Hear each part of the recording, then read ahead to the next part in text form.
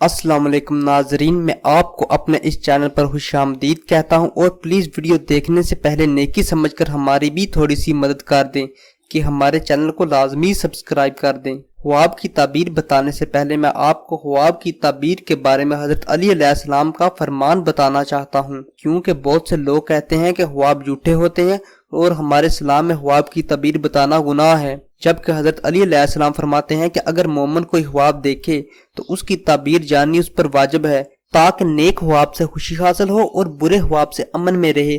अगर किसी ख्वाब की ताबीर बुरी है तो खुदा ताला से रहम की दुआ करें और सदका दे, ताकि अल्लाह ताला आपको हर किस्म की मुसीबत और परेशानी से महफूज रखें।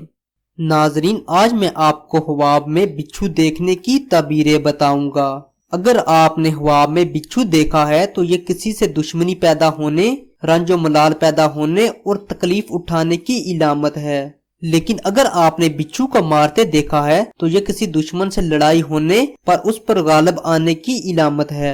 और अगर आपने बिच्छू को काटते या डसते देखा है तो ये किसी दुश्मन से नुकसान उठाने की इलामत है।